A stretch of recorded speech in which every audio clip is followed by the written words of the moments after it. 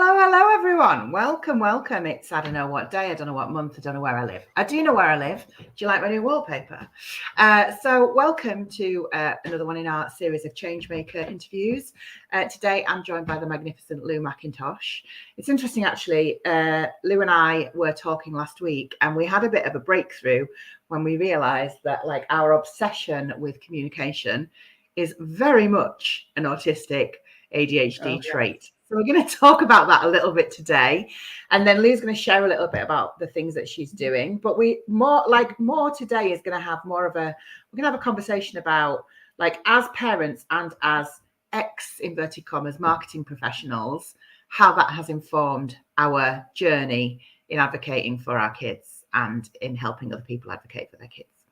So let's do a quick introduction. I've just kind of stormed in and spoken all over everything. But Lou, give me a quick, like, background, who you are. Like, do me the Cilla Black thing. What's your name? Where do you come from? Let's do all that. What's my name and where do I come from? Right. So I am a mother primarily of twins. They're now 14. They are autistic and autistic with ADHD, and they are relatively low support. So I did the normal thing and sent them to state school. Didn't think much else of it.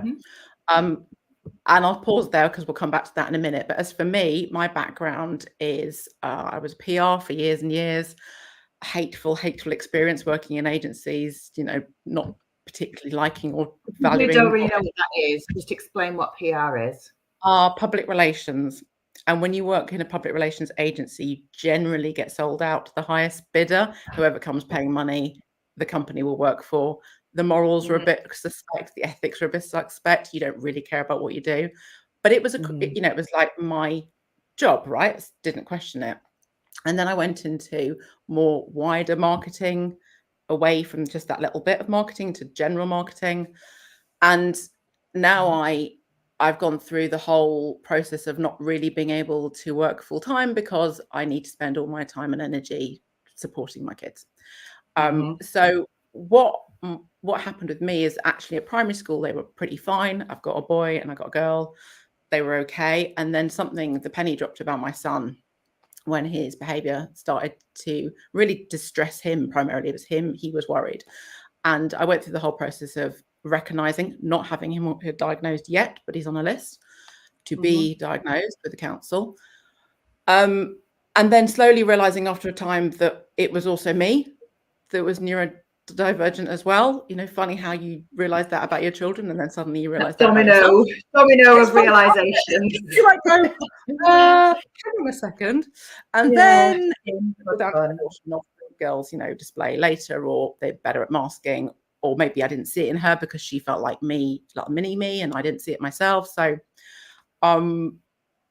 they went to state school, they went to secondary school, and it was huge, and it was noisy, and it was overwhelming, and it was traumatic. They experienced EBSA. They couldn't go to school.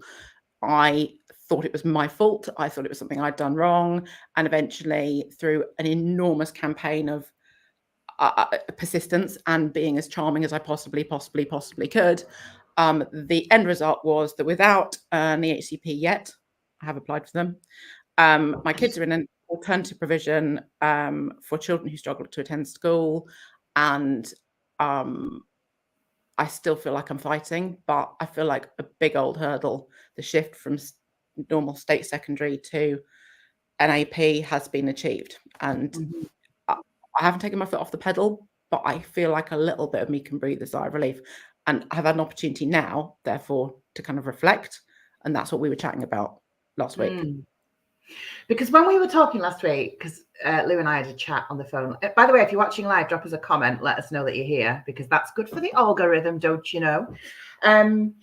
We kind of realized that we had quite a lot in common in terms of, I guess, what we were talking about last week was we didn't realize how much our professional experience had an impact, and a positive impact, on the experiences we'd had with professionals. And don't get me wrong, if you've read my book, it wasn't all positive. But we were talking a lot, weren't we, about how the things that we learned as communications experts, PR, marketing consultants, all that exciting stuff about, which basically, in essence, PR and marketing is about how do you get other people to do what you want? That's it, right? And when you're doing PR, it's buy their stuff or, engage with their content. And when you're doing marketing, it's same. And when it's sales, same thing. And when you're in a meeting with a professional, how do you get them to do what you want? How do you rub enough egos to get people to actually listen to what you're saying so that you don't walk in the room and they're just not straight away switching off? And I think when we were talking last week, we had this moment where we were both like, oh my God, these things, these inverted commas, soft skills, which basically, as privileged, educated, white presenting, straight presenting women, we were able to tap into, is probably a big part of why we have been able to unlock what we've been able to unlock, right? Talk to me about that. Yeah, so I'll give you an example. So at the end of primary school, my son was going to a class with a teacher who, by reputation, was quite tricky for parents to deal with. And I kind of just looked at it as a personal challenge that I was not going to let that stop me get her to help my child. And I stepped back and I thought, well, what is it about her that's bristling with people, and how can I overcome that? How can I basically essentially get her to like me enough to relax and feel comfortable with me that we can then share and help my child? And it worked. And then when they started school and I started writing these endless emails, my God, the email trail for me in that school, if you printed it, would be folders worth because I wrote so many emails. But I kind of, without realizing it, as you and I were talking about, I kind of approached it as if I was dealing with a situation that I was having to market, like to a client or to another organization. Like, how would you kind of put yourself in their shoes and think, well, what do I have to do to convince you that you need to listen to me? Because there's the old carrot and stick, right? You can either shout loudly and swear and scream and shout and be aggressive and get your point across that way, or you can go, well, yeah, okay, I might get listened to, but am I going to get responded to in a way that actually works? And what I realized very early on is that these people, if they like you, and they're more likely to be able to help your child slightly quicker. And I don't know that's fair. I don't know it's right, but it's true. It's definitely not fair or right. And it is true. But anybody can make themselves likable to an organization like a school or teachers or staff. It's not something that people can't do. You just have to kind of, trust me, I know this is hard because obviously you are so raw and you're so broken by this relentless fight with the system. But if you remember that it's the system that's the problem and not these people, kind of, yes, okay, some of them can be the problem. I shall name no names, but there's one man in particular that I would quite happily throw very far violently. But it wasn't him I was actually fighting against. It was the system that he was answering to. It was the system that he was peddling some jobs worth. But what we realized, Heidi, was maybe we didn't even know we were using these things. I certainly didn't. And maybe we didn't realize that the advantage wasn't necessarily all the face stuff like you were talking about, how we present and how we live and where we come from, but actually it was just how we dealt with it. And without realizing it, we used these skills that we got at work and kind of used them. Because what surprised me, what you said the other week was, and I'm sure people won't know this about you, they might not realize it about you, but you didn't get shouty and sweary at them either. You felt like it, but you never actually. No, I think I said this to you. I think people think that because of the book that's what I was doing, like running around screaming in people's faces and like being passive aggressive as heck. I mean, like when given the opportunity, I will do it, but only if it's minimal risk. Do you know what I mean? So I like to gamify things. So I would find ways for me to feel okay about doing a bit of ego rubbing or a bit of sucking up or a bit of making myself more palatable to get me what I wanted. And I am not, contrary to how it might be perceived, I'm not a naturally confrontational person face to face. No, I can write acerbic, sharp, like soul-cuttingly hurtful things in text. But in a meeting, I am incredibly polite and very it's that thing of having worked in corporate for 15 years in communications, that's what you've got to be able to do. Like I wasn't identified as neurodivergent until I was in my mid-40s, and I had a career in communications. I am an expert masker, and one of my really like intense interests is communication style, body language, psychology. Yeah, there's a reason for that. That was my way of surviving in the corporate world. But I didn't realize. And so I would say to people, well, you've just got to. People were like, but how do you do that? Well, I have the advantage of 20 plus years experience of working in offices with absolute arseholes. Getting to do what I needed them to do to get my job done, you know, and also to come across in those experiences as normal, because you didn't want to draw attention to the fact that you were fighting a chaos inside of incredible. You didn't understand, because you didn't understand your own brain type.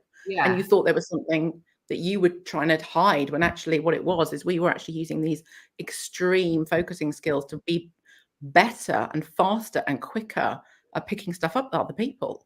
Don't get me wrong, it really killed me, you know, like the masking and the burnout and the exhaustion and you know, it's not good for you. And it's nuanced, right? It's, I guess, one of the things I teach in, for example, my Success Accelerator is I say to people, your job is to make it as easy as possible for people to say yes. And as hard as possible for them to say no. And you want to be going into every interaction with, what is my main focus? What is the one thing I want to achieve from this conversation? And as an autistic person, that has set me in good stead in my professional career. What's the one thing I want out of this? And I am laser sharp focused to the point of I miss probably everything else. And I miss nuance, and I miss people being passive aggressive. I'm all right with that. I don't need to know if people are being passive aggressive. Well, it's a bit of Teflon, isn't it? And my RSP normally does a good job of making me feel like I'm being attacked most of the time anyway. So it fills the gaps. But what I thought was so fascinating was these things that we as parents brought to the table when we were going into meetings. They are skills that we, and you in particular, have learned and can be taught to other people. Which is exciting, right? Yeah, it is, because like you say, you spend your decades masking in this environment where you have to behave and act a certain way and get clients to like you, get your colleagues to corroborate with you, get what you want out of, in my case, journalists and the media, and convinced. And so ultimately all of that was learned. It's not like it comes naturally. I mean, how unnatural is having to look people in the eye and laugh at their slightly inane small talk and chit chat. I'm brilliant at small talk now, but that's only because it took me 30 years to learn how to be brilliant at small talk. And trust me, it pains me to this day, but I can do it.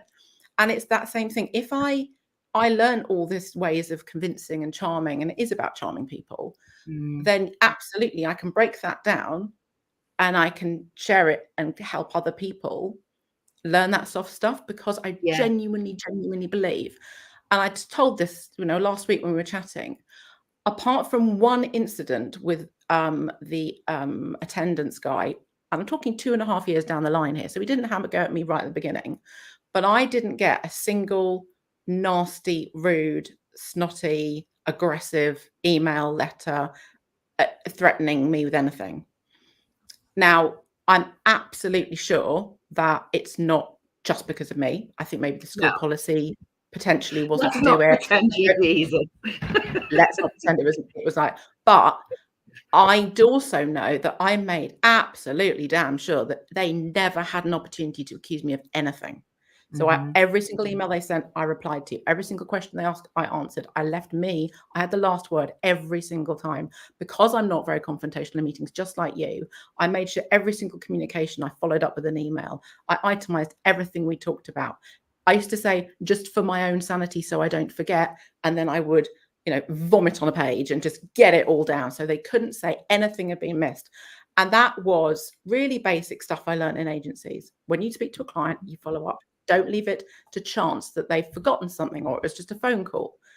So that is what I'm talking about. That is the stuff. Write it down helps. Straight away, get it on an email, confirm what's been said. Even if you feel like a fool because you've just spoken to them, like, why do they want an email from me telling them what we've just said? Blame it on your own memory. You know, that's what I used to do. And like Vic says, yeah, it's flipping exhausting. Yes, it is. Exhausting. And we're not Exhausting. going to pretend this is No. easy. We're not here going, Oh. just be more likable and then everything will be No. easy. Not for a second are either of us saying this is easy. No.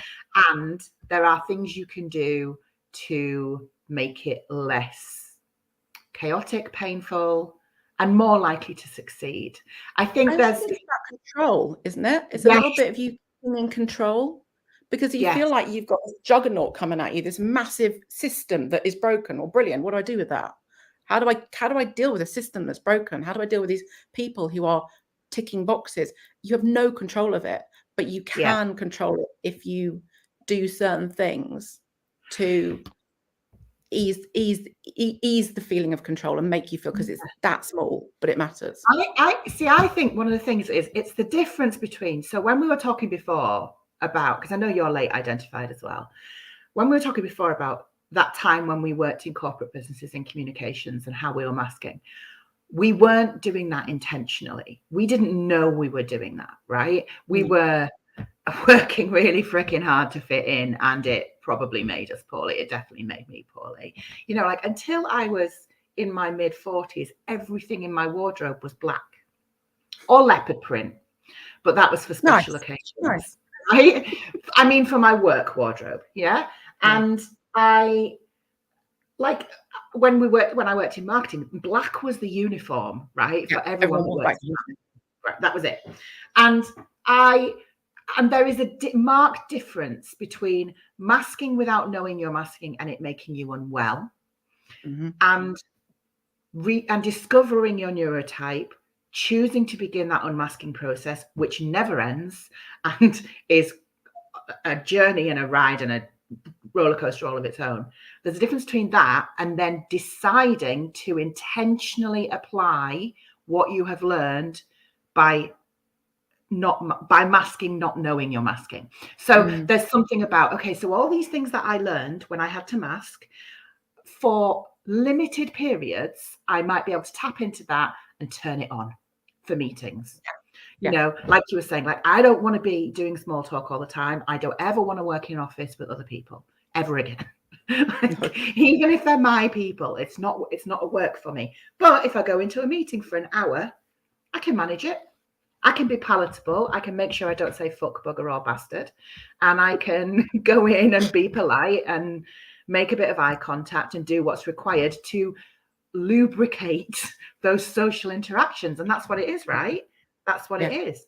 And so I many think that element of control, like you say, choosing to do that versus having to do that, there's a marked difference. Go on, you were going to say. And when you're in that vortex of confusion and distress and worry and guilt, because of course we all feel guilty about the fact, you know, our kids are struggling because we're parents, that's what we do, and all that worry and, you know, people not sleeping and your hair falling out and all this stress, not to mention the fact that we've also got to run our lives. It's incredibly hard and it breaks people. And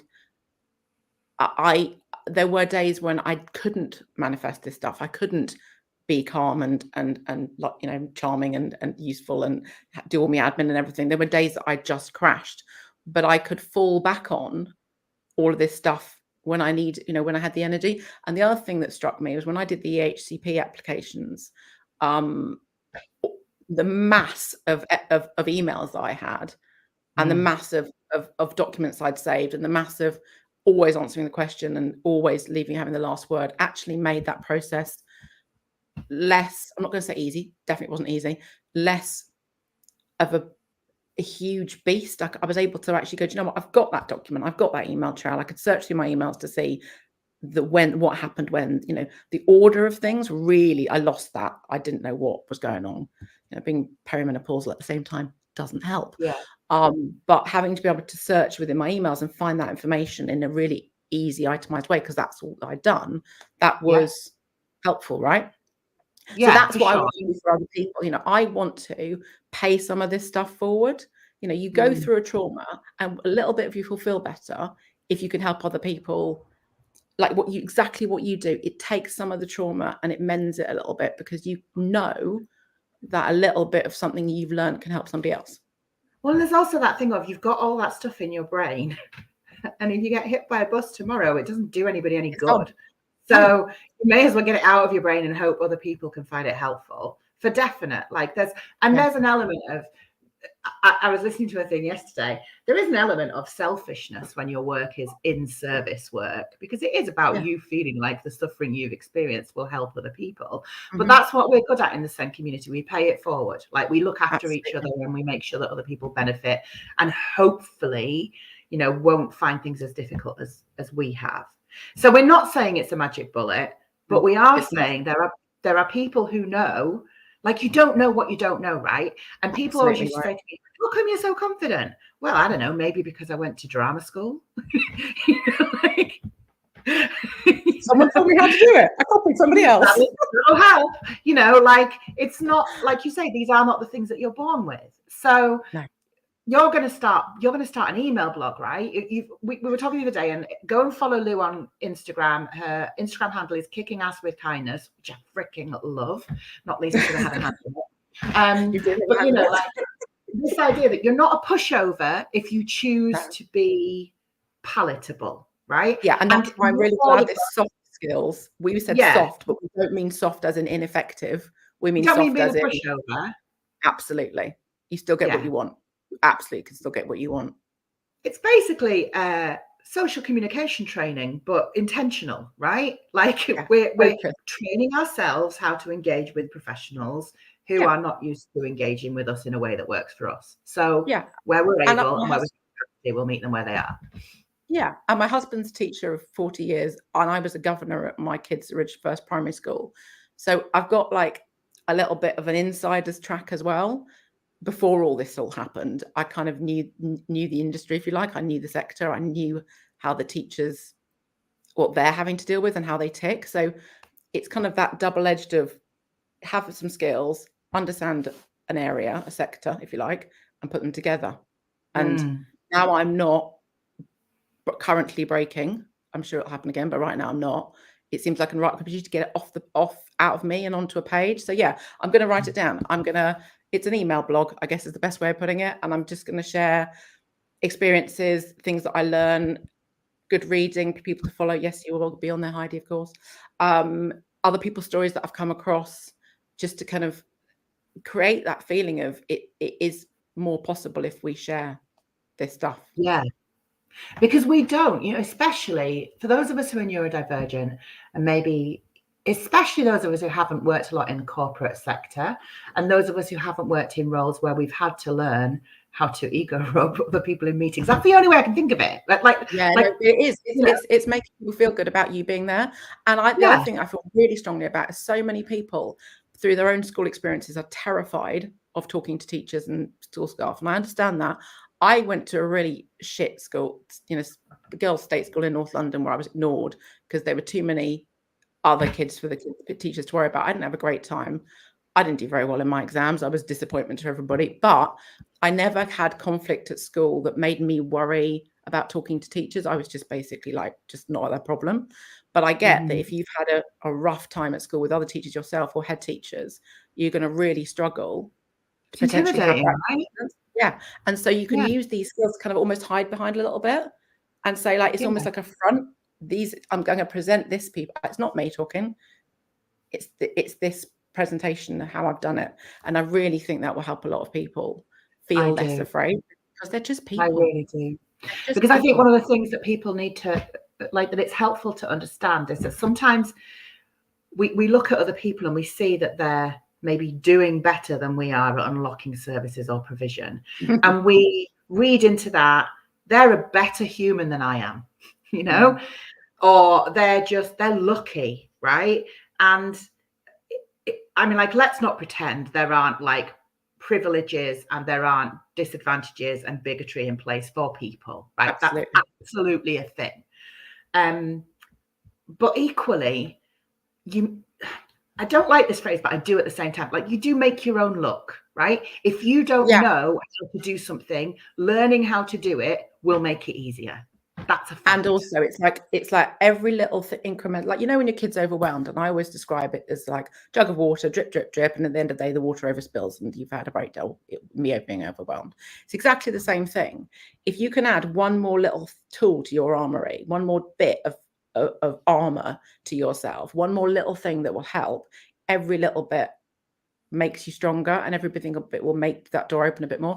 And I do also believe in making your own luck. The fact is that too many people probably think, well, I can't email school about that, or I don't, or maybe I shouldn't send that. Just bloody send the email. Just do it. It's about how you do it. And every single time you will be at the top of their inbox, because you will not go away. And if nothing else, they probably, partly did what I needed because they were so fed up of seeing my damn email in their inbox 3 times a week. Hello, me again. Like, where talent won't pay out, tenacity will. Relentless. And it's exhausting and it breaks you, but it's that relentlessness. But so and also in amongst all of that, I think the element of control really appeals to me about this that you're talking about, because if you as an individual feel prepared for a situation you're going into, and you've got a plan, and I know lots of people find meetings so incredibly difficult, but I think lots of neurodivergent people do this, but I script out loud for situations.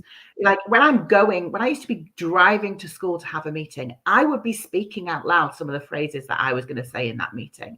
So I had the practice, literally rehearsing, and I had phrases that I rehearsed in the car that were like my kind of buffer phrases that would give me a bit of time to think, or that, and these are the things that we don't teach people. We don't teach each other, and because they're things that you and I and other people know how to do, have done and do like automatically. But I certainly couldn't do it when I was 16 or when I was 25 or before I had job professional experience. Your job taught you how to do that. And there's other things like talking about if you're struggling to advocate for yourself, then before you go somewhere, advocate for somebody else. Pretend it's not you. Like just it's that taking that. It's the things like you're rehearsing, you're sitting in the car thinking about if it was one of your mates, if it was somebody else talking about you, if you were talking about somebody else's child. It's all that stuff. Again, I used to do that all the time before I went into, you presenting to people. I hate talking to groups of people, but you kind of just distance yourself from it. There's the whole thing about pretend they're naked. I don't understand how people can do that. It's far too much brain power or something else. But it's like, just think about it as if I'm talking about somebody and not talking about myself. It's that distance, isn't it? And giving yourself the rehearsal. Hacks, right? It's those little hacks that make it manageable. Absolutely. That's all it is. And I hope that if you gain that little bit of control, it's like an upward spiral, isn't it, rather than a downward spiral. Every day you can train a little bit of control or self-confidence in yourself in that experience. It just will get you up a little bit more, and that will get you a little bit more belief that possibly you can get through this, and then you can get a little bit more and you go up rather than down. And just giving yourself permission to, and we do kind of sound a bit self-help booky now, but to be terrified and to do it anyway, but to arm yourself, like people saying, like Kerry saying, I just want the room to swallow me up in meetings. Believe you me, I have been in meetings for myself and for other families where before the meeting, I was in one meeting for my son. I was physically sick before I went into that meeting. And then afterwards I cried for about 3 hours. I got what I wanted. I walked out of the meeting with the horrible man I told you about, sat in the car park, cried. I felt so parent shamed. I felt so I was so offended by the way he treated me.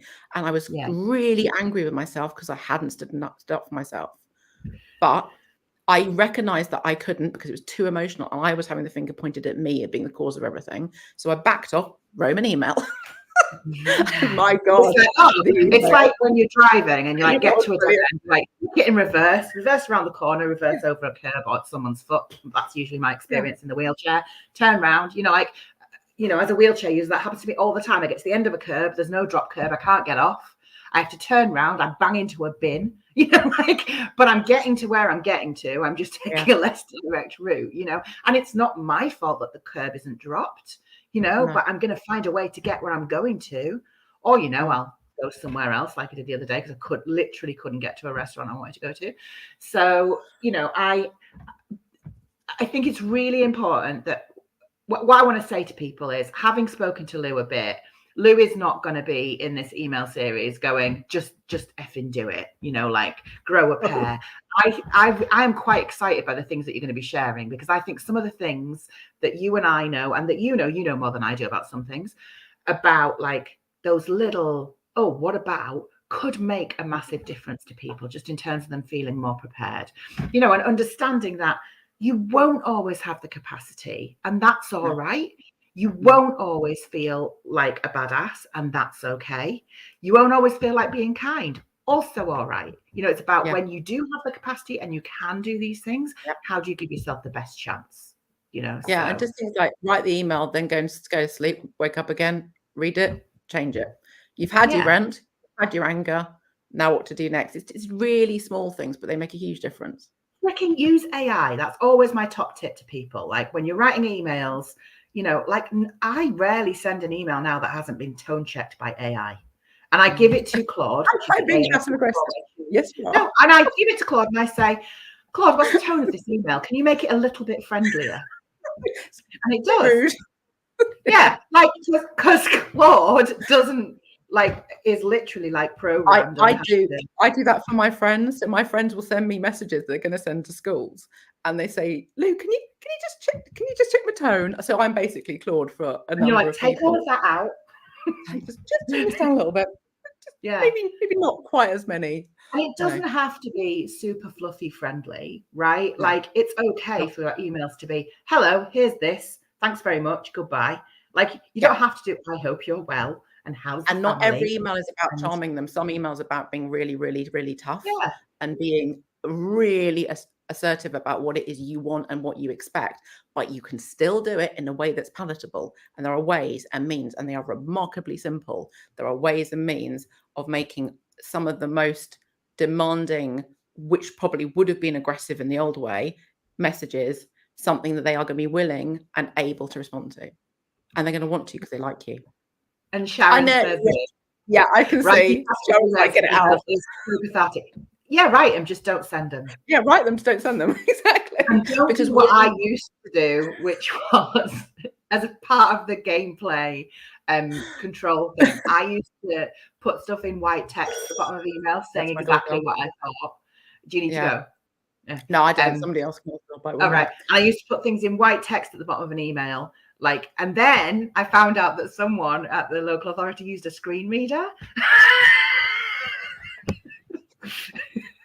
And all the stuff at the bottom that was in white text that was just my rant was being they had heard it. So I stopped doing that. But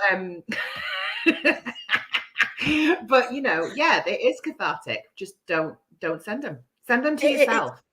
And I think the things, we're not saying being soft, we're not saying don't be strong. It's just from years and years and years and years and years and years of dealing with clients I didn't even like, and I can still be nice to them and get them to do what I wanted. There are ways and means. And you know what, being a bit sneaky about it, using things that someone like a comms professional would, when you come out of it and you feel good about yourself, because you feel like I've used a bit of ninja on them. They didn't know that they did exactly what I wanted because of the way I worded my emails. You could say exactly the same thing.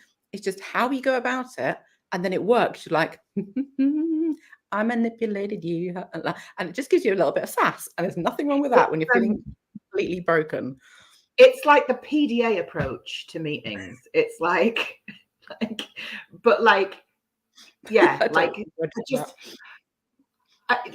you do these, it doesn't always, it's not but when you have a moment when my favorite thing is the gentle head nod. It's my very favorite thing in the whole world because it works. See, look, she's nodding, right? So, and it's something I learned years ago when I studied body language. Whatever it is that you're saying, and that's okay, isn't it? Yeah. The other person, it's the mirroring thing. We do it naturally. It's our social conditioning. Neurodivergent people don't tend to do it. But then if you see that there's someone in the room who is neurodivergent, maybe they don't even know they are, but they're not buying into those social cues, they're also an ally. So there's so much to learn from that. And I'm only beginning to unpick it all. I'm only beginning right now, but as I go, I'm trying to sort of almost like my brain is now flooding with all this stuff that I want to share. So I'm just trying to sort of break it down into sort of things I can actually explain. You know, it's kind of what can I help with quickly, and then what will take a little bit longer to explain. But and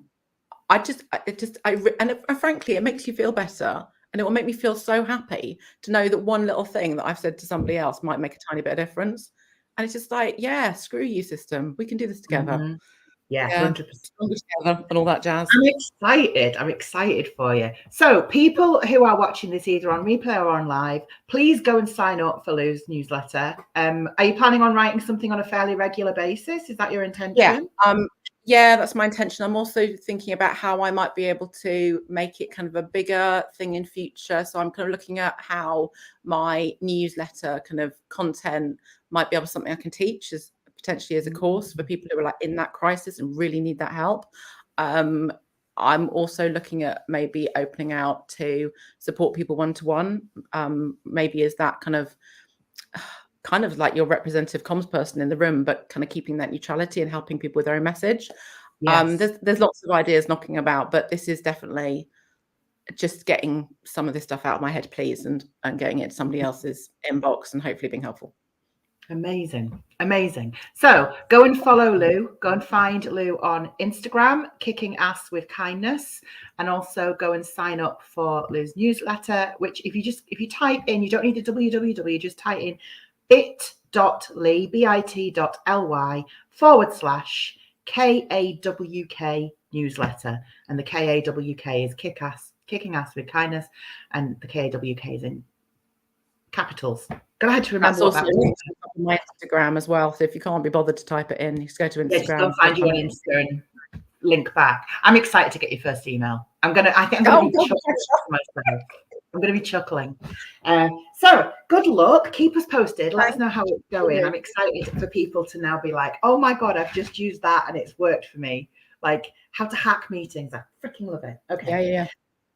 Lovely. Thank you for joining me, Lou. I can't remember when our next interview is, but it was really nice to have some time with you and to chat with you. And for those of you who have found this helpful, please give it a share into your groups. The more people we can reach with all of this content that I'm sharing from Changemakers, it's all free content. So please get it out into the world so we can help people. All right, Lou. Brilliant. Thank you very much for joining me. See you later. Thank you. Bye everyone.